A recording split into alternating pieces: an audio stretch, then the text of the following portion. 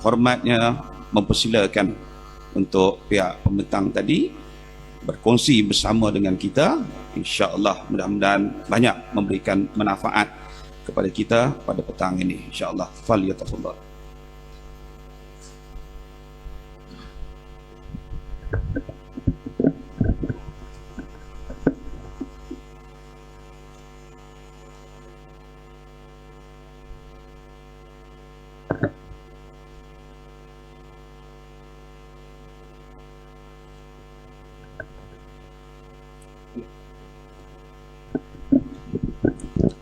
Assalamualaikum warahmatullahi wabarakatuh. Rabbi syrah li sadri wa yassir li amri wahlul 'uqdatam min lisani yafqahu qawli. Yang dimati Tuan Pengerusi Majlis, para asatizah, alim ulama, guru-guru, saudara-saudara dan rakan-rakan yang ada pada hari ini, terima kasih. Nama saya Muhammad Aswan Nizami alias. Masa ada sejam untuk saya cramkan apa benda yang ada dalam presentation hari ini, taklimat hari ini. Yang 3 jam biasanya, sejam setengah kita cramkan jadi 1 jam sebab ada banyak perkara, tapi masa tak cukup. Saya harap yang mana adik-adik yang di belakang tu kita boleh rapat ke depan sebab kita pakai ni, kita pakai slide presentation. Dia ada dalam TV tu nanti. Minta tolong technical punya ni tukar ke slide punya ni. Jadi ada banyak benda yang kita nak present dalam presentation ni. Dia masalah dia tulisan dia kecil, dengan TV mungkin tak nampak nanti. Kalau kita boleh rapat, kita boleh tengok apa keadaannya. Okey, sebelum tu nama saya Nizam, asal daripada Pulau Pinang. Sebelum ni terlibat dalam gerakan NGO Islam, dan 5 tahun kebelakangan ni saya berkhidmat sebagai pengurus R&D di ISIM, termasuk jadi ketua pengarah kepada bahagian kajian strategik di ISIM, Institut Kajian Strategik Islam Malaysia, sebuah institut yang ditutup selepas kerajaan jatuh pada 2018. Ini merupakan satu-satunya agensi Islam daripada 13 agensi. Di pusat dia ada 13 agensi Islam. Agensi saya yang ke-13, IKSIM, ditutup lebih kurang, arahan penutupan dia datang seminggu selepas kerajaan jatuh. Tapi alhamdulillah kerajaan yang menjatuhkan tu sekarang ni jatuh. Cuma tak tahulah saya nak hidup balik ke tak hidup balik, tak tahu. Dan juga pada Ustaz Alauddin, sahabat saya di ISR, Ustaz Engku sama dengan saya, Ustaz Engku Ahmad Fadil, sama-sama dibuang kerja. Sebab buat kerja-kerja yang kita nak bentangkan ni lah, dibuang kerja. Jadi yang berdepan dengan ustaz-ustaz, para ulama depan saya ni seorang penganggur lah. Penganggur depan ni. Tapi saya sebenarnya bukannya layak duduk depan ni untuk bercakap pada tuan-tuan lah. Saya cuma nak kongsi pengalaman saja, kongsi apa yang berlaku. Sebab masa tak cukup, kita terus ke presentation ni. Nombor 1, pada ketika hari ini, bukan setakat hari ini, dah lama, dekat 50 tahun, 40 tahun, mengikut berita yang dimuatkan dalam sebuah portal internet semalam, mereka mengatakan bahawa British telah buat kerja lebih kurang 40 tahun untuk pastikan kuasa dia bersambung kat sini. Tahun 2018, minta tolong pakai slide je, tak payah ambil muka saya, tak apa kan? Pakai slide je, terus direct. Okey. Pada tahun 2018, Ketua Perisikan Israel, Danny Yatom, dia mengeluarkan satu kenyataan. Dia mengatakan bahawa Israel tidak boleh membuat kerja-kerja perisikan secara jelas dan aktif di negara Malaysia. Dia kata kerana apa? Kerana jauh daripada tempat dia, dan kalau dia masuk campur kat tempat ni, dia akan timbul macam-macam hal. Jadi Israel dia minta supaya Amerika, kerajaan Amerika, pemerintah Amerika masuk ke Malaysia, buat kerja-kerja perisikan dengan laju, dengan tersusun, untuk pastikan agenda mereka mengawal Malaysia ni ikut kata dan kehendak mereka berjalan. Ini dalam berita tu, dimuatkan dalam Free Malaysia Today. Pada waktu tu juga, tahun 2018, pihak pemerintah Amerika melalui ejen perisikan dia, CIA, mengeluarkan satu iklan mencari ejen-ejen perisik berbahasa Melayu, yang bercakap bahasa Melayu, fasih bahasa Melayu. Seboleh-bolehnya ejen-ejen ni bergerak dalam gerakan Islam, bergerak dalam sekolah-sekolah pondok, bergerak dalam gerakan-gerakan NGO Islam. Supaya apa? Supaya setiap apa yang kita buat, kita rancang, kita susun, mereka tahu dan mereka boleh buat tindakan-tindakan menggagalkan perkara tersebut. Hari ini Alhamdulillah, saya tengok bila ada istimak pondok macam ni, sebenarnya ini antara perkara-perkara yang diorang sangat-sangat takut. Sebab kebangkitan Islam tidak pernah bangkit. Di Malaysia ni tak bangkit lama dah. Kebangkitan Islam kat Malaysia tak pernah bangkit sebenarnya. Selepas daripada merdeka tu, dia belajar ada, sekolah ada, kebangkitan tu tak ada. Kerana apa? Kerana ulama-ulama tak sertai kebangkitan tu lagi. Ini yang kita nak seru, ini yang kita nak ajak, ini yang kita nak bawa sekali supaya kita sama-sama dapat fikir. Generasi ulama yang baru lahir ni, generasi ulama yang ada pada ketika ni, kita nak bersama-sama, kita bergerak bersama-sama, membuat satu pemikiran yang sama secara strategik untuk atasi masalah-masalah ni. Ini pada 2018, mereka menjadi ejen Perisik Bahasa Melayu. Daripada 2015 sampai 2020, Amerika dah belanja lebih 300 bilion ringgit, bilion dolar, 300 bilion dolar untuk buat kerja-kerja perisikan dekat satu dunia, terutama Malaysia. Kenapa dia target dekat sini? Kenapa dia sasarkan negara Malaysia ni? Kerana pada tahun 2004, pihak tentera udara Amerika mengarahkan satu jabatan strategik dia untuk membuat satu kajian macam mana Amerika nak bergerak di dalam negara-negara Islam, macam mana Amerika nak masuk dalam negara Islam dan mengawal negara tu. Kajian tu dibuat pada 2004, diterbitkan oleh RAND Corporation. Ini kertas kajian dia. Apa dia kata? Tentera udara Amerika bagi arahan buat kajian ni dengan 3 fokus utama. Nombor 1, kenal pasti dekat semua negara Islam yang ada kat dunia ni apa bentuk ideologi dan mazhab-mazhab yang ada kat situ. Selepas tahu apa mazhab yang ada kat situ, apa pegangan yang ada kat situ, kaji rekahan dia. Kumpulan mana yang bergaduh dengan kumpulan mana? Kumpulan A bergaduh dengan kumpulan B. Pastikan kita tahu. Bila dia tahu benda tu, dia akan pastikan kumpulan satu lagi, dia akan bagi duit, bagi bantuan strategik, bagi bantuan teknikal, dia latih, dia bawa pergi ke Amerika, buat dan sebagainya, balik ke negara ni balik, bergaduh, hancur, kesatuan Islam hancur. Itu dalam kajian dia. Dan dia suruh buat perancangan jangka panjang macam mana nak hancurkan kesatuan orang Islam dekat semua negara Islam. Dalam kertas yang sama, dia mengatakan bahawa orang-orang Arab ni, orang Arab yang ada dekat dunia ni, orang Islam, orang Arab ni cuma 20% saja dia kata. Dia kata jangan pedulilah tentang orang Arab ni. Kebangkitan takkan berlaku di tanah Arab, dia kata. Takkan berlaku di Timur Tengah. Ini kertas kajian daripada pihak Amerika sendiri. Bila pagi tadi Ustaz Mokhtar Senik, lepas tu Ustaz Nik Amar pun, tadi dia ada cakap tadi bahawa semua bangsa dalam dunia dah diberi pilihan, diberi peluang untuk memimpin Islam di peringkat dunia tu.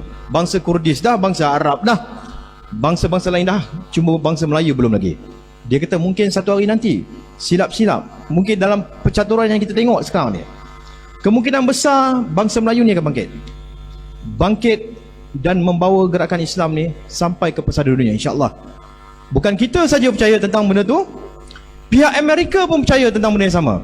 Ini dalam kertas kajian dia yang bahagian merah yang bawah tu. Kalau kita tengok bahagian merah yang bawah tu, dalam kertas tu yang ditulis pada 2004, dia kata kebangkitan Islam tidak akan berlaku di Timur Tengah, tapi kebangkitan Islam akan berlaku di Asia Tenggara. Asia Tenggara ni ada 3 je negara Islam. Nombor 1 Malaysia, nombor 2 Brunei, nombor 3 Indonesia. Jadi salah satu daripada negara ni akan terlibat atau ketiga-tiga ni sekali bergabung membangkitkan semangat Islam, dan Islam akan bangkit dari sini. Bukan kita kata. Kertas kajian pihak RAND Corporation ni. Lalu mereka buat macam-macam strategi, macam-macam benda lah. Dia bawa masuk ke Malaysia ni, dia bawa masuk macam-macam fahaman. Dia cuba nafikan 1100 tahun sejarah kita ni sebagai sebuah negara Islam. Bila merdeka pada 1957, Habis merdeka 1597, negara ni semua negeri bergabung. Kita jadi sebuah negara yang dikenai Persekutuan Tanah Melayu. 1963 kita jadi negara Malaysia. Ini perkara 3 satu dalam perlembagaan persekutuan. Kita pun ada perlembagaan.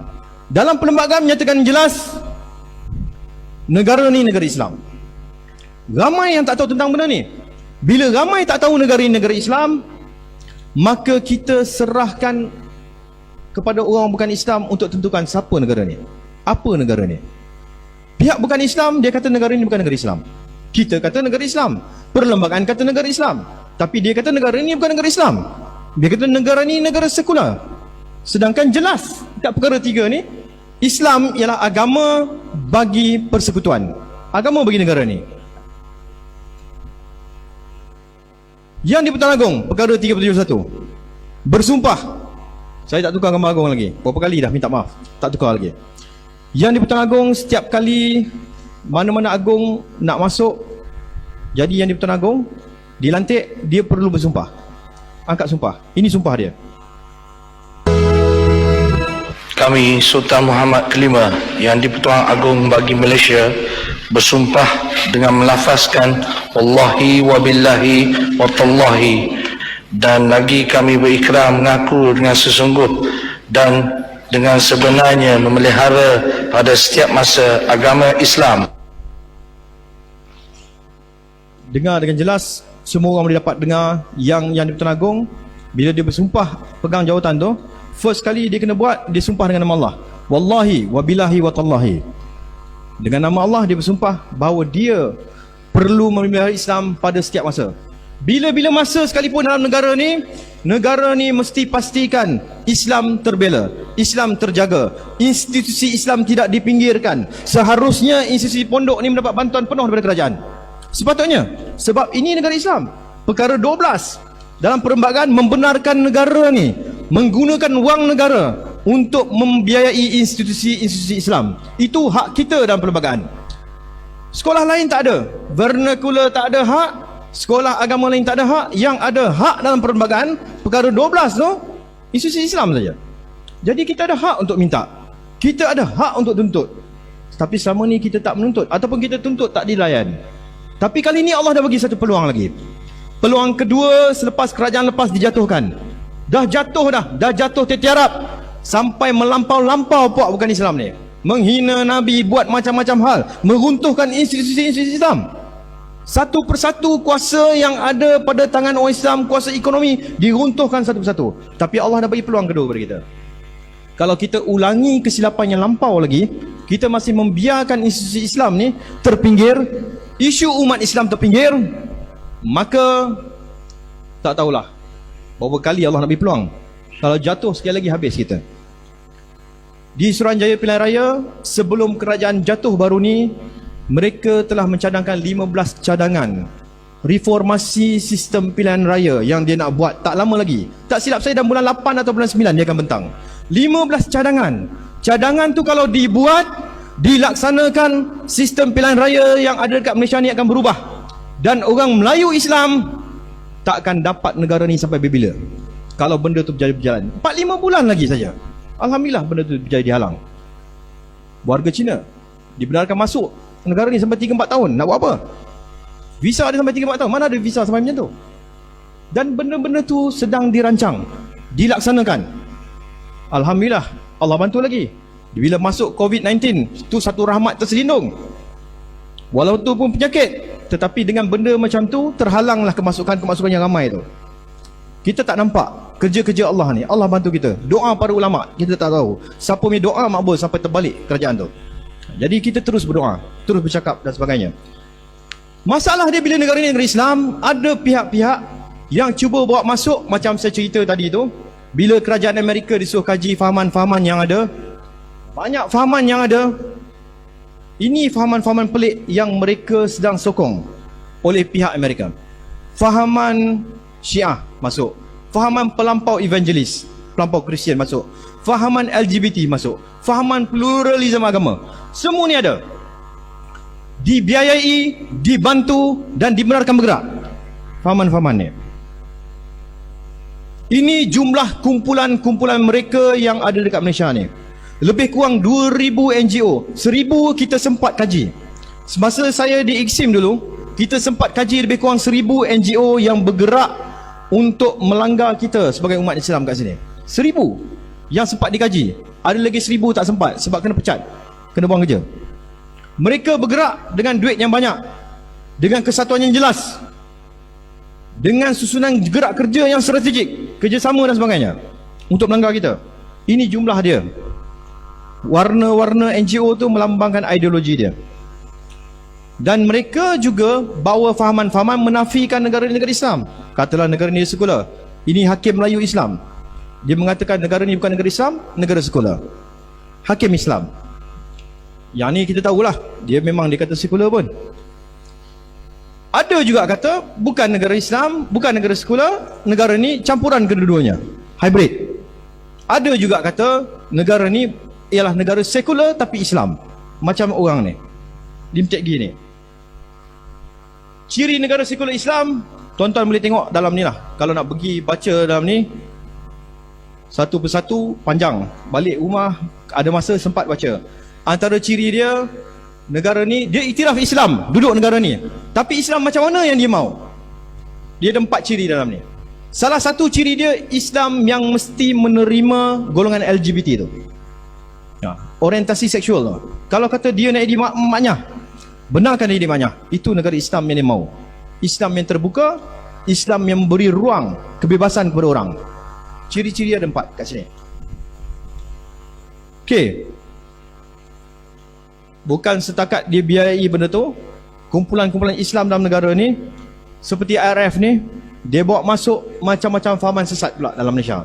Contoh dia yang ni, satu video ni saya nak tunjuk, yang kita pantau, yang dah kita cuba ambil tindakan pada 2017. Seorang tokoh daripada Indonesia bawa masuk ke Malaysia. Kita ada dengar sebelum ni yang kata fahaman Islam berpecah, ada yang bid'ah itulah bid'ah dan sebagainya. Sekarang ni dia bawa masuk satu fahaman daripada Indonesia masuk ke Malaysia, menafikan Quran yang ada pada hari ini ialah Quran yang sama dengan Quran yang ada pada Lauh Mahfuz tu. Boleh faham kan? Quran yang kita baca hari ini, selalunya orang petikai, kumpulan-kumpulan sesat ni kebanyakannya dia petikai tafsir dengan terjemahan Quran. Ini satu bentuk kesesatan baru pula dia bawa masuk, import ke Malaysia. Ni dekat Malaysia ni. Bawa masuk tokoh ni, dia bukan pertikaikan terjemahan tu. Dia bukan pertikaikan tafsir Quran tu. Dia pertikaikan Quran tu sendiri. Dia kata macam mana kita nak tahu Quran yang ada pada tangan kita pada hari ini ialah sebuah Quran yang sama dengan Quran yang ada di Lauh Mahfuz. Tanya saya pun saya tak tahu nak cek, kan? Kita percaya, kita yakin memang Al-Quran tak terjelas. Allah ada janji dalam Quran, takkan ada kebengkokan dalam Quran tu. Tapi dia tak percaya benda tu. Dia kata Quran daripada Lauh Mahfuz turun ke langit pertama, itu proses dia malaikat yang bawa. Bila malaikat bawa, dia tak ada penyimpangan, dia tak ada kebengkokan, dia tak ada tokok tambah, sebab malaikat bawa. Malaikat dia tak buat silap.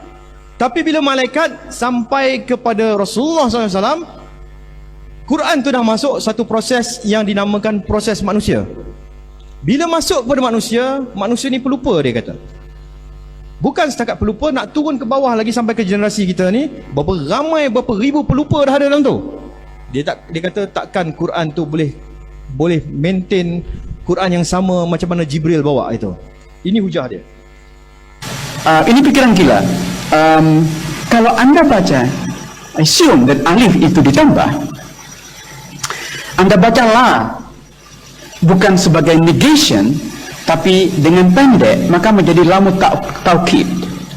Maka ayat ini bisa kita baca seperti begini: Qul ya ayyuhal kafirun la a'budu ma ta'bud. Jadi artinya, wahai orang-orang kafir, saya sebenarnya menyembah yang kamu sembah, dan kamu pun menyembah yang saya sembah, dan kemudian seterusnya. Kendati demikian, kendati kita menyembah Tuhan yang sama, silakan kamu mengimani agamamu dan saya mengimani agama saya. Dan bacaan seperti ini secara ide, ya, secara idea, secara konseptual, ini dikonfirmasi dengan ayat Al-Quran yang lain. Apa dia kata tu? Dia kata dalam surah Al-Kafirun, bacaan yang kita baca sekarang ni, Bismillahirrahmanirrahim, Qul ya ayyuhal kafirun la a'budu ma ta'budun. Dia kata la penafian tu, lam alif penafian tu sebenarnya tak ada, dia kata. Alif tu ditambah oleh manusia. Dia kata sepatutnya baca Qul ya ayyuhal kafirun la a'budu ma ta'budun. Daripada la a'budu ma ta'budun jadi la a'budu ma ta'budun. Daripada kami tidak menyembah apa yang kamu sembah, jadi kami sembah apa yang kamu sembah. Nah, ini fahaman yang dibawa masuk ke sini. Atas kerja-kerja yang kami buat ni, memantau gerakan-gerakan ni dan mengambil tindakan menghantar kepada pihak berkuasa untuk diambil tindakan ke atas orang-orang ni. Maka bila kerajaan jatuh pada 2018 hari itu, tempat saya yang buat kerja pemantauan ni ditutup sebab dia nak supaya benda ni terus tersebar, rosakkan pemikiran masyarakat. Budak-budak muda dalam negara ni ramai yang sesat ikut kumpulan-kumpulan ni. Lebih kurang 300 program dah diorang buat. 300 lebih program sejak 2012. Kita pantau setiap program ni sehinggalah kita dibuang kerja. Bukan satu, dia ada banyak bentuk kesesatan yang dia bawa. Salah satu daripada ini yang terbaru 2019. Apabila pengasas dan pengarah urusan dia, pengurusi dia, orang Pulau Pinang macam saya juga, dalam satu pertemuan bersama sebuah NGO daripada Amerika. NGO tu datang ke Kuala Lumpur, bertanya tentang perancangan mereka untuk tahun-tahun seterusnya. Salah satu perancangan yang dibentang pada 2019 baru ni, 5-6 bulan lepas, dia kata kita nak ubah satu perkataan dalam perlembagaan tu. Perkataan dalam jadual ke-9 Senarai 2 tu. Dalam perlembagaan, dia ada satu ayat di dalam perlembagaan tu memberi punca kuasa kepada kewujudan undang-undang syariah dalam Malaysia ni. Undang-undang nak wujud dalam Malaysia, dia mesti ada punca kuasa. Punca kuasa tu datang daripada perlembagaan. Punca kuasa kepada undang-undang syariah ada dalam Senarai 2 jadual 9 tu. Di situ ada satu ayat. Dia nak ubah ayat tu. Kalau berjaya ubah ayat tu, ini semasa mereka pegang kerajaan. NGO ni memberi cadangan semasa mereka pegang kerajaan. Kalau ubah ayat tu dalam perlembagaan, secara automatik diluluskan dalam perlembagaan pada waktu tu, dalam parlimen waktu tu. Parlimen lulus saja, maka dalam satu saat selepas parlimen luluskan perubahan perkataan tu, seluruh sistem syariah yang ada dalam Malaysia ni runtuh pada ketika itu juga. Jabatan Kehakiman Syariah runtuh, hakim-hakim syariah runtuh, sistem hukum syariah runtuh. Kita tak payah bercakap tentang undang-undang hudud, kita tak payah bercakap tentang undang-undang Islam, sebab semua tu dah tak ada dah, punca kuasa tu hilang dengan satu saat tu je. Dan ini perancangan yang dibentang. Mereka nak hapuskan terus undang-undang syariah daripada muka bumi ni, muka bumi Malaysia ni. Bukan satu, malah sebelum ni, pada 2009, Sister in Islam menulis sepucuk surat kepada Perdana Menteri Malaysia. Pada waktu tu Pak Lah dia gunakan dasar terbuka waktu tu. Masa zaman dia lah banyak benda-benda pelik ni masuk, sebab dia guna dasar terbuka, dengar, bagi pandangan dan sebagainya. Maka datanglah puak-puak ni menulis surat. Menulis surat terbuka. Apa yang dia cakap dalam tu? Hantar kepada Perdana Menteri, mendesak. Dia kata apa? Dalam jangka panjang, saya terjemah tu salah. Dalam jangka panjang, kami mendesak kerajaan untuk melakukan satu proses semakan semula terhadap semua undang-undang syariah yang ada dekat Malaysia ni, dengan pandangan supaya undang-undang ni dicabut satu persatu sehingga tinggal cuma undang-undang sivil saja. Dia ulang sekali lagi kenyataan ni pada 2016 dalam tulisan dia dalam The Star, bulan Januari tak silap saya. Dia ulang, dia kata kalau boleh negara ni nak buat apa saja dalam negara ni, nak buat apa saja polisi dalam negara ni, tolonglah jangan rujuk kepada Islam. Sikit-sikit nak kena rujuk Islam, sikit-sikit nak rujuk Islam tu, Islam ni. Dia kata tak payah rujuk dah. Ini kenyataan yang keluar daripada orang Islam bernama Islam sendiri. Baru-baru ni mereka menyaman kerajaan negeri Selangor. Menyaman, bukan kerajaan negeri Selangor, menyaman MAIS, Majlis Agama Islam Negeri Selangor, atas alasan dia nak saman pasal pentadbiran Islam Negeri Selangor, Mahkamah Persekutuan tu, untuk Seksyen 66 ni, ini memang pentadbiran Islam Selangor. Ini satu lagi percubaan. Bukan setakat kumpulan tu. Tadi kumpulan wanita Islam saman kerajaan untuk runtuhkan sistem syariah tu. Ini kumpulan maknyah. Maknyah ni kumpulan Pondai lah sini. Sini sebut Pondai lah. Kalau kampung saya Ponen, Penang, sebut Pondai. Sini sebut Pondai, tak silap saya. Maknyah kan. Okay. Maknyah ni kena tangkap di Negeri Sembilan. Kesalahan dia lelaki, pakai baju perempuan, pakai kebaya lah, pakai baju perempuan tu, pergi ke satu tempat dan mereka kena tangkap. Ikut Undang-Undang Syariah Negeri Sembilan, Seksyen 66 juga. Seksyen 66 Enakmen Jenayah Syariah Negeri Sembilan, siapa saja lelaki yang pakai macam perempuan, dia boleh kena tangkap dan dihukum. Maka maknyah tu kena tangkap. Tak sempat kita hukum dia dalam mahkamah, apa dia buat? Kita tangkap maknyah tu, kita nak pergi charge dia dalam mahkamah. Last kali yang pergi tangkap tu masuk mahkamah. Kita yang tangkap dia, kita kena charge dalam mahkamah. Dia saman kita. Ketua Pendakwa Syar'i Negeri Sembilan diheret masuk mahkamah. Pejabat Agama Negeri Sembilan diheret masuk mahkamah. Kerajaan Negeri Sembilan diheret masuk mahkamah. Kerana apa? Kumpulan maknyah ni saman mereka sebab menghalang mereka pakai baju perempuan tu. Dia kata undang-undang apa ni, dia kata ini undang-undang yang menindas hak asasi dia sebagai manusia untuk pakai pakaian wanita tu. Saman masuk mahkamah tinggi, kita menang. Tapi maknyah-maknyah ni tak puas hati. Dia kata apa? Itu ayat dia, saya baca sebab kecil sangat tu nak baca pun. Dia bantah keputusan hakim tu. Dia kata apa? Kami terkejut dengan keputusan hakim kerana beliau terlalu banyak merujuk teks-teks Islam dalam tu, dan mereka tak puas hati. Dia kata jangan rujuk teks Islam dalam tu, tak mau. Dia pergi merayu dekat mahkamah rayuan. Masa merayu kat mahkamah rayuan tu, mahkamah tinggi kita menang. Pergi mahkamah rayuan, dia menang. Hakim yang buat keputusan tu hakim Islam. Hakim nama tu Hishyamuddin Yunus, Muhammad Hishyamuddin Yunus yang awal tadi tu. Dia kata apa? Undang-undang Seksyen 66 Enakmen Jenayah Syariah Negeri Sembilan tu ialah sebuah seksyen undang-undang yang tak selari dengan perlembagaan, kerana ia melanggar hak asasi golongan macam ni untuk pakai sebagai wanita.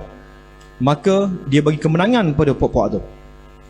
Masa dia orang menang tu, itu gambar dekat situ kalau kita tengok, yang menjerit-jerit menang tu semua tu, itu semua maknyah tu, yang perempuan tu. Bukan lelaki tu, bukan perempuan betul, maknyah. Dia menang, dia terkejut. Dia menang, kita pun terkejut. Dua-dua terkejut. Dia terkejut, dia menang, kita terkejut, kita kata. Tapi merayu peringkat Mahkamah Persekutuan, alhamdulillah kita menang balik kes tu. Ini semasa mereka dekat Mahkamah Persekutuan. Kalau tengok dia orang,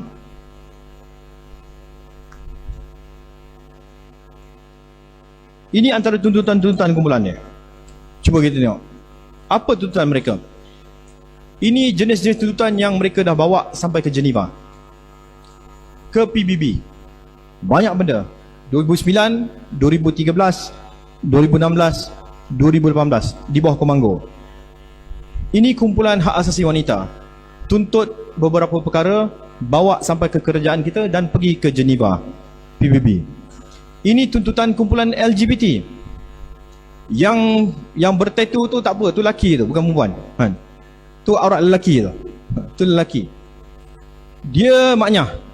Mereka buat tuntutan supaya hak-hak mereka mesti dihormati. Ini laporan-laporan mereka ke PBB, Pertubuhan Bangsa Bersatu. Ini antara tuntutan yang mereka buat. Saya ringkaskan. Perkara 31, Islam sebagai agama negara. Mereka kata jangan tekankan. Dia kata negara ni negara sekular. Sumpah Yang di-Pertuan Agong, dia kata itu untuk upacara rasmi saja, tak terlibat dalam pentadbiran negara dan sebagainya. Lepas tu antara perkara lagi dituntut dekat situ ialah perkara 82 ni. Dia buat perkara 8. Apa golongan perempuan ni, wanita ni, dan apa golongan maknyah ni minta sampai ke PBB tu. Nombor 1 dia kata minta haramkan poligami. Kahwin 2, 3, 4 tak boleh. Dia minta batalkan benda tu. Jangan benarkan. Itu dituntut sampai PBB. Nombor 2 dia minta supaya dia, para wanita Islam, diberikan hak untuk menceraikan suami dia. Hak untuk talak suami. Itu bahaya tu. Kalau kata telefon tak angkat pun silap-silap tarak 40 kan. Kalau kata bagi hak macam tu, bahaya. Dia minta hak tu. Satu lagi dia minta supaya bab khitan ni, khitan kat atas wanita ni mesti diharamkan. Dia kata ini mencederakan tubuh para wanita. Haramkan. Siapa yang buat tindakan ni mesti kena tangkap dan dihukum sebagai penjenayah. Sebab apa? Mencederakan tubuh anak-anak dia. Itu cadangan-cadangan dia orang. Nombor 4, dia minta supaya dia ada hakim-hakim wanita untuk keluarkan fatwa. Nombor 5, dia minta hukum faraid diubah. Kalau lelaki dapat 2, perempuan dapat 2. Lelaki dapat 4, perempuan dapat 4. Itu dia minta supaya sama rata. Hukum faraid ubah. Bab hadanah, jaga anak dan sebagainya. Lepas tu bab kesaksian wanita. Satu saksi lelaki sama dengan satu saksi wanita. Dia tak 1-2, dia minta 1-1. Sama rata dia nak. Lepas tu isu wali nikah. Isu wali ni sampai ke tahap apa dia minta? Dia minta supaya siapa-siapa saja wanita Islam belum kahwin ke, janda ke, anak dara ke, kalau dia pergi belajar dekat IPTA, dekat universiti, pergi kerja dekat mana-mana, dia berkawan dengan mana-mana lelaki dan dia rasa dia nak kahwin dengan lelaki tu, dia tak perlu balik minta izin pada bapa dia. Sebab dia kata kita nak buang bab keizinan wali ni. Tak ada lagi. Dia nak buang bab wali ni, buang terus. Boleh bernikah atas kehendak sendiri. Sebab dia kata wanita sudah ada kemampuan untuk berfikir bagi diri mereka sendiri. Tak payah minta izin wali. Anak-anak kita nak kahwin, dia punya suka, tak payah bagi tahu kita. Ini antara benda yang dia orang minta dalam tuntutan tu. Bab diskriminasi terhadap golongan LGBT pun dia orang minta juga. Ini saya di UIA pada 2017. Bila bentang, bayangkan di UIA ni, Universiti Islam Antarabangsa Malaysia, saya bentang satu kertas kerja dekat dewan tu, semua pelajar Islam. Background pelajaran daripada bidang pondok, sekolah agama dan sebagainya. Kertas kerja yang saya bentang di UIA pada hari itu ialah tajuk Gerakan LGBT. Tengah-tengah bentang ada 4 orang ni, budak student UIA juga. Dia kata apa? Dia angkat tangan tengah saya present. Dia kata, Cik Nizam, boleh saya tanya soalan? Saya kata, tanyalah soalan. Budak perempuan yang pakai tudung tu, yang hujung tu, hujung sekali, pakai tudung dalam kotak kuning tu, dia tanya soalan apa? Cik Nizam, apa masalah orang Islam ni dengan LGBT macam kami ni? Boleh faham soalan tu kan? Faham kan? Apa masalah orang Islam dengan golongan LGBT macam kami ni? Saya terkejut dekat situ sebab yang bertanya soalan tu pada saya ialah seorang perempuan student Universiti Islam pakai tudung dalam dewan kuliah tu. Soalan dia macam tu. Bertembunglah dalam tu 4 orang ni. Jadi sesi pembentangan jadi sesi debat pula. Itu tanya ni, itu tanya tu, itu tanya ni, itu tanya tu. 300 orang dalam dewan.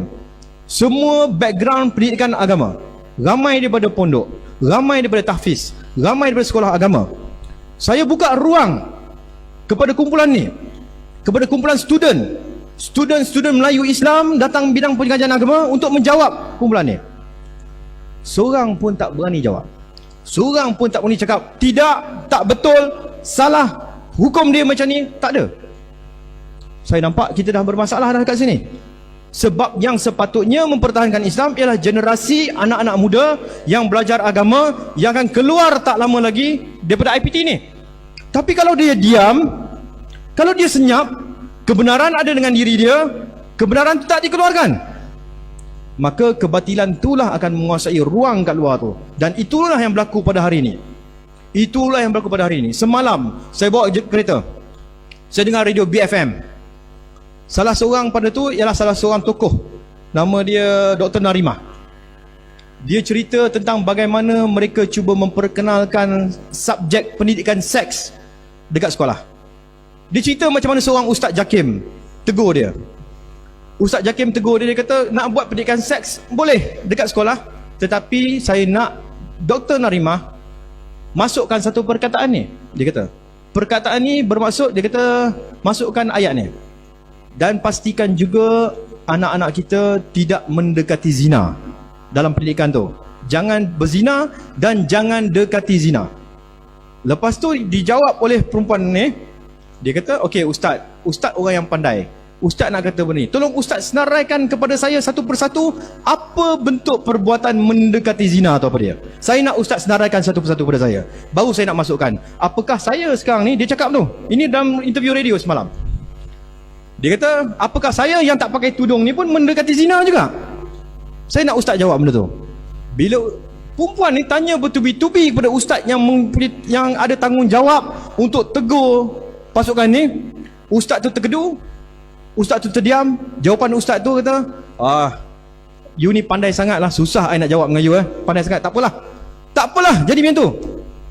Lalu dilanggar terus. Dia nak buat juga benda tu. Sebab apa? Sebab orang kita, orang Islam kita yang pegang amanah untuk menjaga Islam dekat situ, yang sepatutnya jadi medan paling hadapan dan paling belakang tu, tak berani nyatakan pendiriannya dengan tegas, tak berani mengatakan tidak, dan cepat benar mengalah. Itu masalah kita kat luar. Penyakit banyak kat luar sebab kita tak buat kerja. Kita ditindas dalam satu pertemuan yang kita buat. Saksi ada Ustaz Alauddin ada dekat sini, saksi dia. Dalam berapa grup yang penggerak agama ni. Bila kita seru supaya ustaz-ustaz kita bangkit, kita seru supaya golongan agama bangkit menentang benda-benda macam ni, memperbetulkan benda ni, tiba-tiba ada satu soalan kat belakang pula. Dia kata, kalau kami bangkit, kalau saya bangkit, kalau saya tegur benda ni, tauliah mengajar saya kena tarik macam mana? Itu soalan dia kat saya. Saya kata, malulah. Zaman sahabat Nabi bukan tauliah. Dia korbankan diri, dia korbankan nyawa, kena pulau, macam-macam kena pada dia orang. Tak takut apa pun, nyawa hilang pun tak apa. Ini pasal tauliah saja. Pasal kena tarik tauliah, diam. Macam mana kita nak pastikan Islam ni bangkit kalau kata kita diam? Jadi kita kena bersuara. Ini antara perkara-perkara dekat IPTA lah yang berlaku. Di IPTA makin lama makin banyak. Ini di Universiti Sains Islam Malaysia, pengasas kepada sebuah pertubuhan bernama KMU, Komuniti Muslim Universal, membawa fahaman bahawa golongan LGBT itu boleh diamalkan. Pelajar Universiti Sains Islam, dia orang ditubuhkan pada 2015. Pengasas pada kumpulan tu duduk di Amerika, orang Melayu juga perempuan ni. Anizah Novel ni perempuan Melayu, orang Islam. Dia bawa fahaman Islam yang lain pada kita ni. Dia kata dalam Islam dia ialah Islam yang pentingkan hubungan cinta, kasih sayang dan sebagainya. Nak bercinta macam mana pun kita tak halang dalam Islam saja ni. Lelaki sama lelaki boleh bercinta, perempuan sama perempuan boleh bercinta. Kalau perempuan dengan perempuan nak bercinta dan nak kahwin tapi tak ada siapa nak kahwinkan dia, dia kata datang tempat dia. Dia boleh jadi wali nikah, dia boleh jadi tok kadi. Bukan setakat tok kadi, mazhab yang dipegang ni, dia boleh tok imam, tok Bilal, tok Siak, semua dia. Boleh tengok yang bawah tu, gambar yang bawah sekali tu. Bila yang jadi imam tu seorang perempuan, belakang makmum dia seorang lelaki. Ini tokoh pemikir yang dia orang ikut. Aminah Wadud ni bekas pensyarah UIA dulu, kontraknya tak disambung. Bawa fahaman macam ni. Dia boleh jadi imam, perempuan boleh jadi imam, lelaki boleh jadi imam. Lelaki boleh jadi Bilal, perempuan boleh jadi Bilal. Sama rata. Fahaman-fahaman yang sedang dikembangkan. Ini kekuatan jaringan mereka. Mereka bukan secara individu. Mereka ni bukan kecil-kecil anak. Mereka ni dapat support, sokongan daripada pihak-pihak luar negeri. Presiden Amerika ketika turun ke Malaysia pada 2014, Presiden Obama, lepas jumpa menteri kita, lepas jumpa orang-orang bisnes kita, dia buat pertemuan dengan kumpulan-kumpulan ni. Boleh tengok seorang-seorang kat situ, orang-orang yang sama. Termasuk yang mencadangkan supaya hukum syariah itu dihapuskan. Termasuk padri yang menyaman kerajaan untuk benarkan orang Kristian guna kalimah Allah untuk rujuk Tuhan anak bapa dia tu. Termasuk golongan yang kata golongan LGBT ni boleh diamalkan. Ini 2014. 2015 Presiden Amerika turun ke Malaysia lagi. Jumpa dengan orang-orang yang lebih kurang sama. Siapa yang dijumpa ni ialah orang-orang yang sedang bercakap sekarang ni untuk menafikan bahawa kerajaan yang baru tertubuh dalam seminggu dua ni, dia kata ini kerajaan pintu belakang lah, kerajaan apa semua. Orang-orang tu muka-muka yang sama yang berjumpa dengan Amerika tu. Di situ. Ini pertemuan mereka dengan Presiden Obama. Di bawah tu boleh nampak. Ini semua muka-muka orang yang sedang bersuara pada minggu ni. Kata kami akan memastikan bahawa kerajaan ini tak akan kekal. Kerajaan yang dibuat ni kerajaan tak sah, tidak bermoral dan sebagainya. Semua tu ayat keluar daripada orang-orang ni. Orang-orang yang telah bekerjasama dengan pihak-pihak Amerika, yang mendapat dana daripada pihak-pihak mereka untuk pastikan kuasa tu dipegang oleh boneka-boneka mereka dekat sini. Ini dia orang. Termasuk yang tengah ni, Presiden Persatuan Maknyah Malaysia. Dalam bulat tu, Presiden Persatuan Maknyah tu lah, Justice for Sisters. Kenapa dia sampai Presiden Amerika nak jumpa dia? Sebab dia ada kekuatan.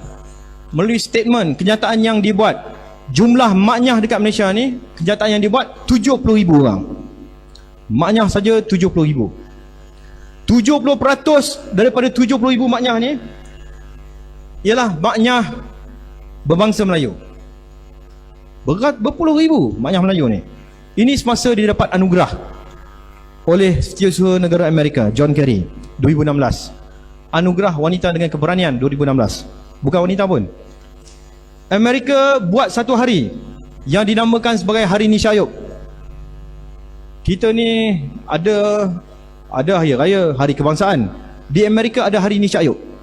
Sambut dia, angkat dia, lambung dia sampai tahap macam tu. Bagi award, bagi anugerah dan sebagainya kepada dia. Ini pun dapat anugerah. Semua orang kenal dia. Ini pun dapat anugerah. Sistem Islam, kerajaan Perancis bagi anugerah pada dia. Tadi kerajaan Amerika bagi anugerah.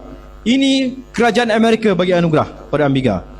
Ini United Nation, PBB bagi anugerah pada dia. Anugerah demi anugerah ni diberi ialah supaya komuniti antarabangsa menyokong dia orang ni. Kalau jadi apa-apa pada dia, kerajaan ambil tindakan ke atas dia, kerajaan tangkap dia di atas undang-undang sedia ada, maka tekanan-tekanan antarabangsa akan dihalakan pada negara ni. Siapa yang nak backup negara ni? Siapa yang nak bantu bersuara untuk negara kalau kata bukan kita? Kita nak buat benda yang baik. Bila buat benda baik menghalang benda-benda buruk, maka kita kena tindakan dan tekanan daripada puak-puak ni. Cynthia Gabriel, dia kata nak panggil saya ni agensi air pun tak apa. Award lagi, anugerah lagi, dapat anugerah lagi. Masalah dia sekarang itu generasi lepas. Generasi liberal lepas tu, mereka ni dia bukan background agama kebanyakannya, background pendidikan sekular. Tapi pelapis-pelapis dia yang sedang disediakan pada ketika ni, mereka datang daripada kumpulan-kumpulan yang berasal daripada sekolah-sekolah pondok, sekolah agama, sekolah tahfiz dan sebagainya. Kerana apa? Kerana mereka tahu bahawa masa depan nanti budak sekolah pondok ramai. Jadi nak berhadapan dengan sekolah-sekolah pondok ni yang ada ilmu-ilmu agama yang cukup kuat ni, maka dia mesti ada ketumbukan yang sama kuat datang dari sekolah agama juga. Itu jadinya kepada ramai budak-budak kita sekarang ni, ada yang murtad, ada yang ikut kumpulan liberal, ada ikut kumpulan sesat. Banyak dari mereka hafaz Quran sampai 30 juzuk pun ada.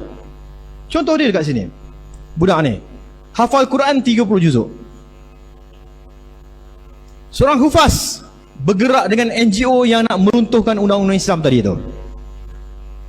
Ini Muhammad Badrul Nizam, Muhammad Redha, bekas pelajar sekolah agama, sekolah Izzuddin Shah di negeri Perak, murtad masuk Kristian jadi padri. Budak sekolah agama murtad. Numan Afifi, dia ni bekas sekolah Ma'had di negeri Perlis, Ma'had, dan kemudian dia mengajar di Ma'had. Sekarang ni dia jadi kepala kumpulan LGBT Melayu ni. Pejuang LGBT sampai ke tahap bukan kecil-kecil punya pejuang ni, sampai ke PBB, Pertubuhan Bangsa-Bangsa Bersatu. Dia bentangkan kes, dia bentangkan rayuan kepada pihak berkuasa Bangsa-Bangsa Bersatu tu untuk beri tekanan kepada Malaysia ni sebab kita menghalang golongan LGBT. Dia bukan daripada kumpulan Mak Rempit ni. Dia bukan dari kalangan orang yang tak sekolah tu. Dia bukan dari kalangan budak-budak sekolah kebangsaan tu. Yang jadi kepala LGBT ni ialah bekas pelajar Ma'had yang kemudian mengajar di Ma'had. Apa jadi sekarang? Yang ni belajar di Universiti Islam, promote LGBT dengan kumpulan dia. Yang ni kawan saya sendiri, bekas sekolah menengah kebangsaan agama Al-Masyur lelaki Pulau Pinang. Saya Al-Masyur, dia pun Al-Masyur, satu batch dengan saya. Umur 43 tahun sama dengan saya. Murtad masuk Kristian. Sekarang ni tengah jadi padri. Ini budak yang tadi tu. Ini budak yang nama Benjamin Stephen. Tengok apa dia cakap.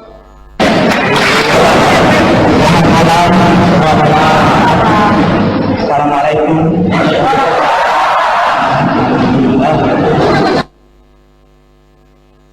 Malam hari ini dengarkan baik-baik mesej Tuhan. Saya membawa 3 mesej supaya kerajaan Tuhan dimuliakan, supaya nama Tuhan ditinggikan, dan supaya kerajaan setan iblis dikalahkan. Amin.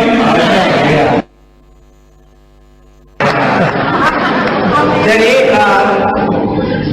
saya dari suku M, suku yang paling sensitif, ya. Dan sekarang puji Tuhan, tiada yang mustahil bagi tangan Tuhan. Orang M juga mampu dipanggil Tuhan. Dan sekarang puji Tuhan, di Johor saja lebih daripada atau hampir kepada 10.000 jiwa M sudah diselamatkan.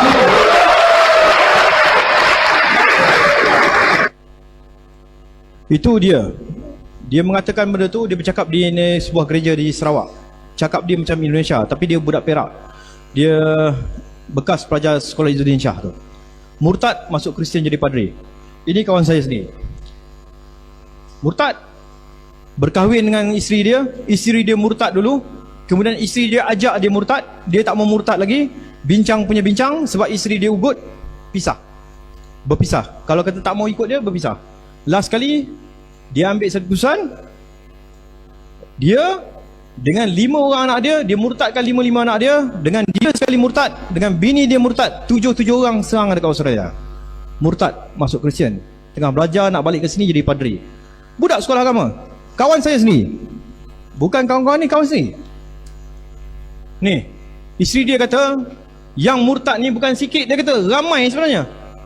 Yang murtad ni dah ramai, cuma undang-undang tak benarkan kami murtad secara rasmi.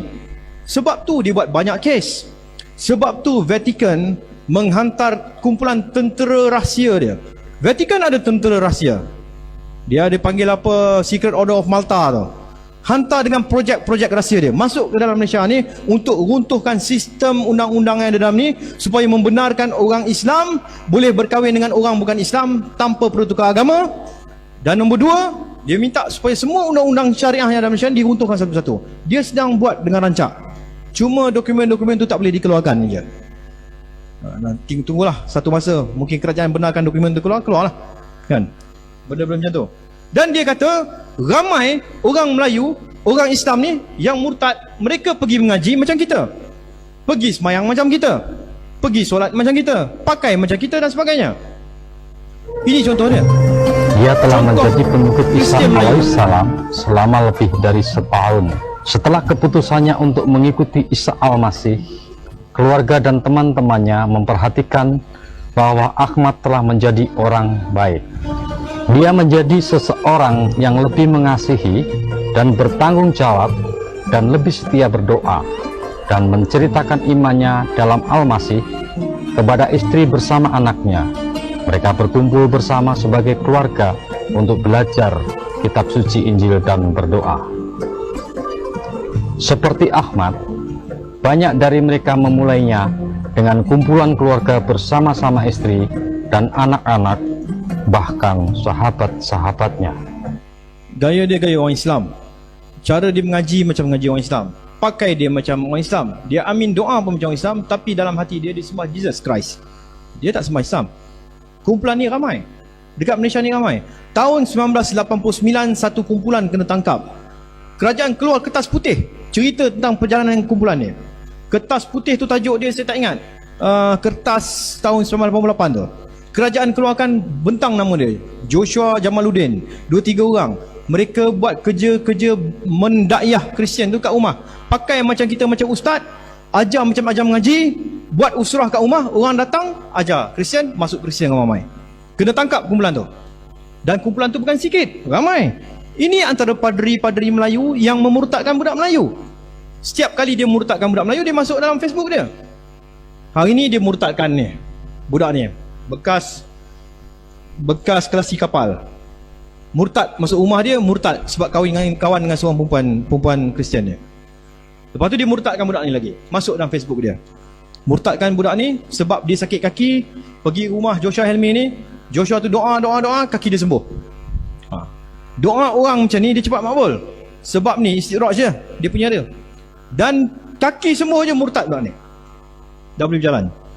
Padri ni hilang, dengan isteri dia hilang, tak tahu ke mana. Wallahualam, apa jadi pun tak tahu. Jadi kes besar ni. Ini antara aktiviti dia orang. Bila tadi Benjamin Stephen, dia kata dekat Johor saja sebelum murtad.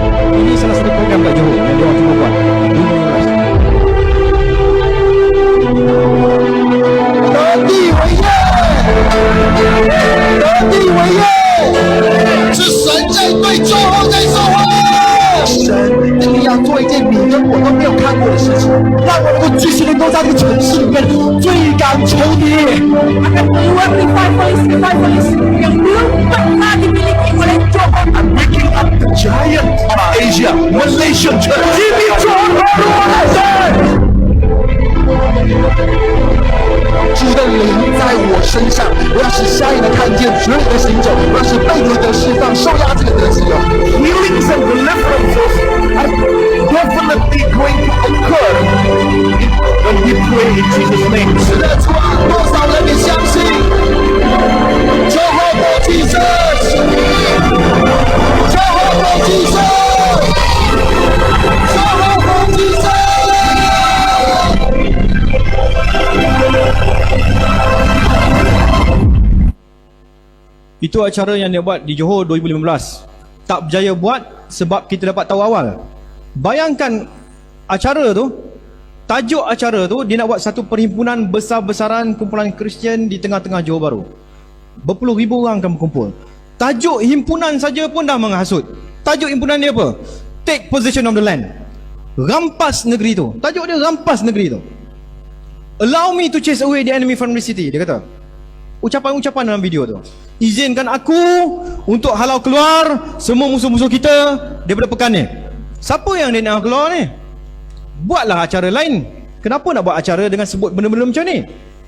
Kemudian yang kat hujung video tadi tu dia menjerit-jerit, Johor for Jesus, Johor for Jesus, Johor for Jesus. Kalau dia sebut Kelantan untuk Jesus, setuju ke? Tentu kita tak setuju. Dan itu yang dia orang buat. Dan kita berjaya halang. Masa tu saya punya tim nasib baiklah. Tim saya tak balik raya lagi time tu, ni bulan puasa. Kita duduk, saya tulis satu laporan, hantar ke Istana Johor petang tu juga. Alhamdulillah Istana Johor respon dengan cepat. Dalam tempoh 4 jam dah respon. Tengku Mahkota Johor, dia bagi amaran. Dia kata kepada kumpulan yang duduk daripada luar Johor ni, jangan buat kacau dalam negeri Johor. Alhamdulillah, kita ucap terima kasih lah kepada Istana Johor yang sangat cepat dan sangat pantas. Tapi kumpulan ni dia punya cerdik dia tak buat tempat terbuka, dia pergi buat tempat tertutup pula.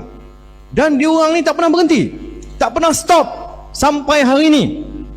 Ini dia gunakan tekanan-tekanan antarabangsa. Dia bawa pergi ke peringkat antarabangsa, minta kumpulan-kumpulan Kristian dunia, banyak pertubuhan Kristian mendesak PBB tekan negara ni supaya beri hak untuk orang-orang Melayu yang masuk Kristian dapat murtad dan sebagainya. Ini mereka dekat PBB. The Zohar statement is delivered on behalf of ADF International, the World Evangelical Alliance, and the Ethics and Religious Liberty Commission of the Southern Baptist Convention.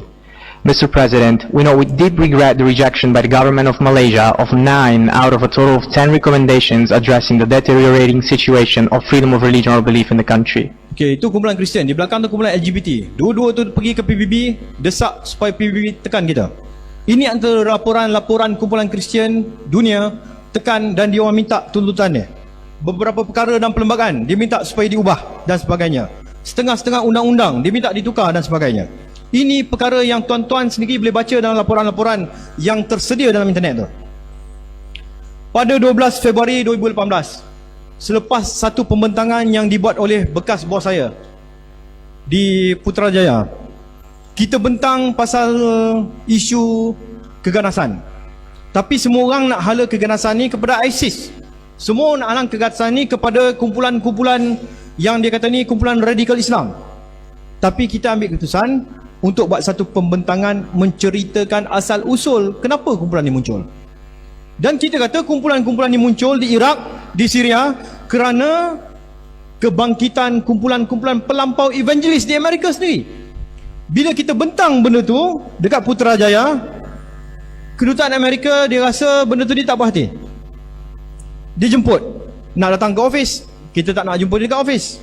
Kita pergi jumpa dekat salah satu tempat kedai makan di Putrajaya. Saya, bekas bos saya dengan seorang lagi pegawai jumpa dia, bersembang-sembang dengan dia. Dia cakap lembut, tetapi dia kata kami mendapat banyak laporan daripada kumpulan-kumpulan NGO bukan Islam yang kerja-kerja kamu buat ni menjejaskan mereka. Dia kata macam tu, lembut. Dia kata kamu perlu beri hak kepada mereka untuk bercakap dan sebagainya, untuk buat aktiviti dan sebagainya. Kita kata kepada dia tak ada masalah, nak buat aktiviti tak ada masalah, tapi jangan sampai buat aktiviti nak menggulingkan negara, nak tukar negara ni jadi negara Kristian dan sebagainya. Itu tak boleh. Nak buat aktiviti agama dia punya pasal. Lepas tu dia kata kumpulan-kumpulan yang kata nak ubah negara ni negara Islam ke negara Kristian, benda tu tak wujud. Kumpulan pelampau evangelis yang nak menggulingkan pemerintahan tu tak wujud, dia kata. Tak ada. Lalu kita kata balik pada dia. Kita cakap pada dia, takkan kami nak bentang benda-benda yang tak ada bukti? Takkan kami nak bentang benda-benda yang tak ada dokumen untuk kita support, sokong dan sebagainya? Saya tunjuk pada dia video ni kemudian. Saya kata tuan sendiri nilaikan video ni. Apa yang mereka cakap? Apa yang mereka buat? Selari ke tak selari dengan apa yang kami cakap, bahawa dah terdapat kumpulan-kumpulan pelampau ni dah mula bercakap untuk menggulingkan pemerintahan Islam dalam Malaysia ni. Ini video dia. Sekejap lagi. Ini video dia. Any other cities represented here? Negeri Sembilan, and in Jesus' name, I bring the Minangkabau spirit in and I say, the people in Negeri Sembilan will come to Jesus.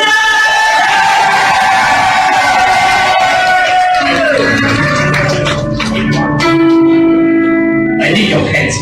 We raise our hand. Because when we raise our hand, we're going to win the war. The war has started.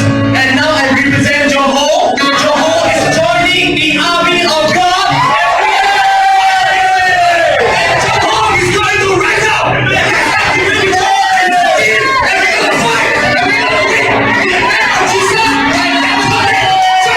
is going to join. And Jesus is our King, our Lord. And we're going to fight until the end. Until Malaysia, we win. We win.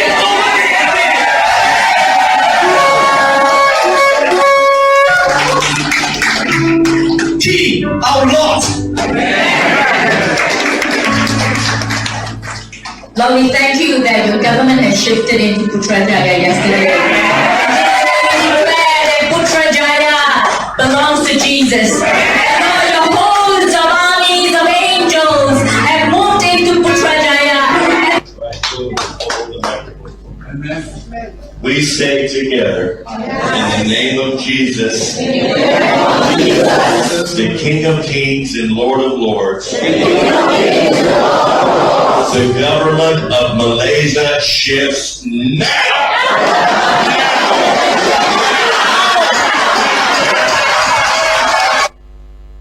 Okey, video tu dibuat di Sabah. Mereka kumpulan-kumpulan daripada negeri-negeri, daripada Pulau Pinang, daripada Johor, daripada Negeri Sembilan. Kumpulan-kumpulan negeri ini berkumpul untuk buat satu upacara angkat sumpah. Bai'ah dengan ketua dia. Ketua dia siapa? Yang ni. Yang datang untuk berbai'ah dengan siapa? Penasihat agama kepada Presiden Trump. Turun Malaysia pergi Sabah. Buat upacara bai'ah. Bai'ah untuk apa? Untuk pastikan setiap satu negeri ini meruntuhkan pemerintahan Islam dalam negeri masing-masing. Runtuh ganti dengan Jesus. Runtuh ganti dengan Jesus sampai ke tahap macam mana? Sampai ke tahap Malaysia itu sendiri akan berubah menjadi sebuah negeri Kristian. Kita tunjuk kepada dia. Kita tunjuk kepada pegawai kedutaan Amerika tu. Kita tanya kepada dia, okey, tengok video ni, apa you kata sekarang? Kalau you nak kata benda ni mengamalkan agama dengan aman damai, itu tidak. Ini tahap nak meruntuhkan negara. Ini melanggar undang-undang yang ada. Ini melanggar batasan-batasan dan perlembagaan persekutuan tu. Tak boleh. Dia diam, dia gelak. Dia gelak, dia kata saya minta maaf, benda-benda macam ni saya tak tahu. Saya kata takkan you tak tahu kan? You Amerika, you CIA, you mesti tahu. Ini penasihat agama Presiden Trump. Penasihat agama Presiden Amerika datang menghasut dalam negara kita ni. Menghasut untuk menggulingkan pemerintahan Islam dalam negara ni. Takkan you tak tahu? Jadi bila kami cakap benda tu, benda ni sangat-sangat bahaya. Ini satu. Ini kumpulan pelampau evangelis. Ada banyak kumpulan lagi yang tengah bergerak. Sasaran dia tahun 2030 Malaysia ni akan menjadi sebuah republik sekular tak lama lagi. Kita dah buat macam-macam benda. Kita dah pergi jumpa polis. Kita dah bentang kepada pasukan perisikan tentera. Kita dah bentang kepada MEIO, Perisikan Malaysia tu. Kita dah bentang kepada menteri. Kita dah bentang kepada menteri kabinet. Kita dah bentang kepada agensi-agensi strategik. Laporan-laporan polis kita dah buat semuanya. Tetapi pada waktu tu, dalam kerajaan lepas yang jatuh sebelum ni, tindakan tak diambil. Kerana apa? Alasan yang selalu diberikan kepada kita pada waktu tu ialah sabar sekejap, tunggu sekejap, pilihan raya dah dekat, tak boleh nak buat benda ni, nanti orang Kristian marah, nanti puak-puak liberal ni marah, orang tak mau undi kita dan sebagainya. Jatuh negara. Ni Allah dah bagi peluang kedua. Allah dah bagi peluang kedua, takkan kita nak buat silap yang sama lagi. Jadi kita kena susun betul-betul. Tapi masalahnya pula dengan golongan-golongan politik ni ialah mereka ni bergerak di atas undi. Mereka ni bergerak di atas suara rakyat yang ramai. Kalau tak ada suara yang bersuara tentang benda-benda macam ni, maka dia tak nak bergerak. Kerana itulah kita nak supaya semua orang kita bercakap tentang benda ni. Minta bagi desakan. Kalau kata semua orang Islam, 16 juta orang Islam dalam negara ni, kata 3 juta orang saja bersuara, pasti dia akan ambil tindakan. Sebab politik ni dia bergerak atas nombor. Lagi ramai, lagi dia takut untuk bertindak. Jadi kita kena bersuara, kita kena bercakap, kita kena berusaha, kita kena susun strategi dan sebagainya. Alhamdulillah, bila ada istimak pondok macam ni dan ada sidang selepas ni, sidang pleno tu, mungkin kita boleh bincang apa bentuk-bentuk perkara yang kita boleh buat, jalan, bergerak dan sebagainya, untuk kita pastikan nasib umat Islam dekat negara ni terbela. Nasib golongan-golongan orang Islam, golongan pondok, golongan pelajar-pelajar pondok akan dibentuk sebagai satu kuasa yang menjadi kuasa pendesak, supaya undang-undang dihormati, supaya perlembagaan tu tak ada orang langgar. Itu yang kita boleh buat dan cuba buat. Selain pada jumpa agensi-agensi tu, saya sendiri dah berjumpa dengan Raja-Raja Melayu. Ini laporan-laporan polis yang kita buat, pembentangan yang kita bentang kepada Majlis Kebangsaan Halal Islam dan sebagainya tentang perkara ni. Termasuk kita jumpa Sultan Abdullah sendiri. 3 kali kita jumpa dia, tapi sebelum dia naik jadi Tuan Agong, kita bentang pada dia. Kita bentang, kita kata, tuanku, masalah ni makin lama makin besar, tolonglah ambil peduli. Dan dia bagi nasihat satu je pada saya. Dia kata Raja-Raja Melayu ni tidak boleh bergerak atas kehendak dia. Dia tak boleh suka-suka hati nak pergi bergerak macam tu. Dia kena bergerak atas kehendak rakyat. Kalau rakyat 10 juta orang Islam bercakap kami tak mahu benda ni berlaku, maka mudah untuk dia bertindak. Dia kata mudah untuk dia bertindak sebab rakyat yang mahukan benda tu. Jadi kita kena gerakkan. Itu sajalah yang kita boleh mampu dan buat dan usahakan pada masa ni. Sebenarnya masa dah habis dah tu, dah 4-5 minit dah. Banyak lagi nak cerita ni. Saya ada usahakan bersama Ustaz Alauddin satu bentuk program kita buat eksperimen di Ma'had Tahfiz dia. Nama dia Madrasah Strategik. Kita ajar budak-budak pelajar tahfiz ni, selain pada belajar kitab-kitab biasa dia belajar, saya pada menghafal Al-Quran yang macam biasa tu, kita ajar ilmu-ilmu strategik kepada dia. Macam mana nak berdepan dengan kumpulan-kumpulan dia, macam mana bila dia keluar nanti, macam mana dia akan boleh bertindak sebagai seorang lelaki, seorang hafiz, seorang ulama yang terkehadapan. Pergi mana pun, dia duduk di mana pun, bila dia duduk kat taman tu, maksiat taman tu hilang. Dia mesti bertindak. Dia mesti berani bercakap. Dia mesti berani menjalankan amar ma'ruf nahi mungkar. Dia mesti tak takut taulah dia kena tarik. Itu benda yang kita cuba terapkan dan ajar sekarang ni dan buat. Tapi tak sempat nak bentang program ni. Mungkin dalam sidang pleno tu nanti insya-Allah kita sempat bentang. Saya minta ampun dan minta maaf kalau ada terkasar bahasa dan sebagainya, kalau ada tersilap kata dan sebagainya. Terima kasih kepada tuan-tuan, kepada ustaz-ustaz dan sebagainya. Semua yang ada di sini saya nak serah pada ni. Kalau nak berhubung, tuan boleh call nombor dia. Ini nombor saya. Jangan WhatsApp sebab WhatsApp tak ada. Saya tak ada WhatsApp ni. Telefon je. Ataupun boleh pakai nombor Ustaz. Kalau dia nak WhatsApp, WhatsApp Ustaz Waluddin. Boleh ambil nombor ni lah, insya-Allah. Terima kasih. Assalamualaikum warahmatullahi wabarakatuh. Assalamualaikum.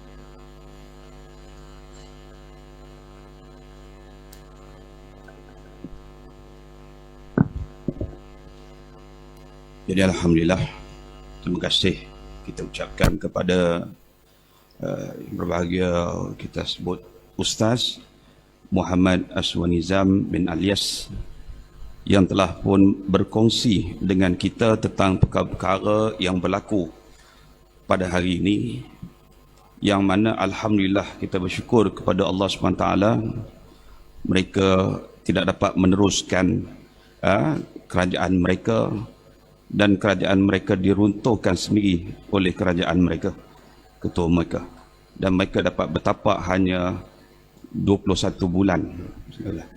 Jadi jangan kita menganggap perkara ini satu perkara yang remeh bagi kita, kerana serangan-serangan ini dilakukan begitu tersusun.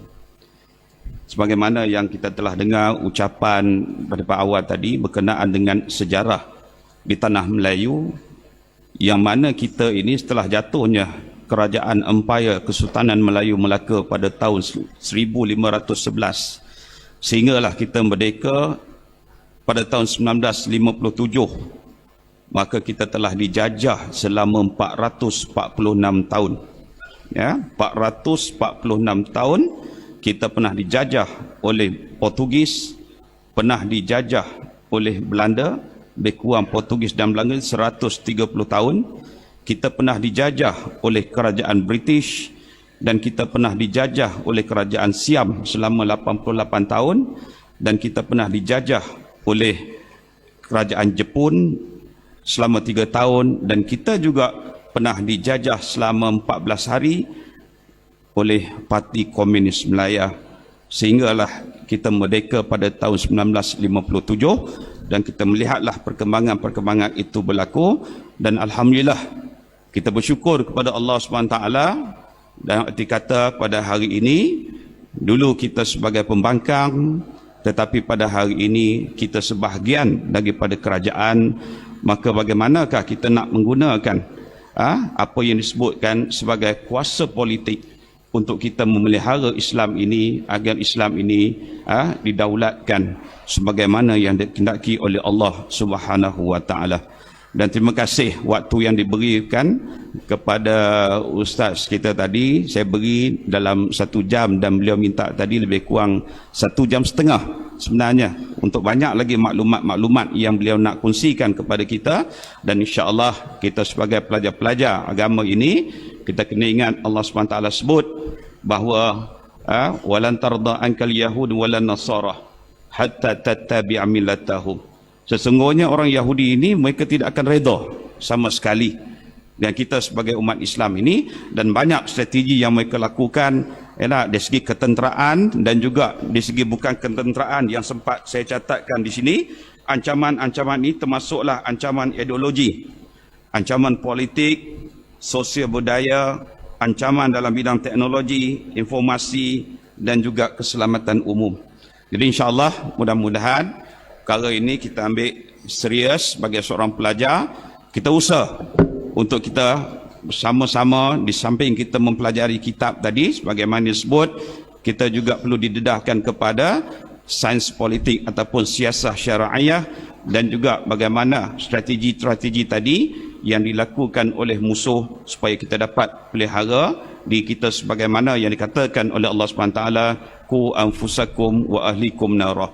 Jadi insya-Allah terima kasih sekali lagi bagi pihak majlis pengajaran istimewa Pondok Malaysia ini, kerana kita dapat berkongsi bersama dengan pengarah strategik, iaitulah Al-Ihsan Research Center, dan beliau banyak pengalaman-pengalaman secara amali tadi berdepan dengan golongan-golongan yang telah pun didedahkan tadi kepada kita. Jadi insya-Allah selepas daripada tamatnya pembentangan ini, kita akan ada lagi satu sesi, ya, iaitulah di antara sesi pleno yang akan diadakan, saya rasa selepas solat asar. Nantilah tengok jawatan kuasa urustia nanti akan maklumkan. Jadi sekadar itu kita ucapkan ribuan terima kasih sekali lagi. Mudah-mudahan maklumat yang sebegini dapat kita terima lagi daripada masa ke semasa sebagai garis panduan kepada kita bahawa kita jangan ingat iblis itu duduk diam, tetapi iblis itu juga dia bekerja 24 jam untuk menyelewengkan kita daripada mentaati Allah Subhanahu wa taala. Jadi sekarang itu saya bagi pihak pengurusi majlis pembentangan kertas kerja yang kedua ini memohon kemaafan sekiranya ada kekurangan, dan saya pun tengok skrin tadi pun tak lalu halus. Ada saya ingat skrin besar tu. Jadi senang. Jadi halus tu ke belakang tak berapa nampak. Jadi insya-Allah lah kita ni. Sekarang itu aku qauli hadza wa astaghfirullahal azim li wa lakum. Assalamualaikum warahmatullahi wabarakatuh.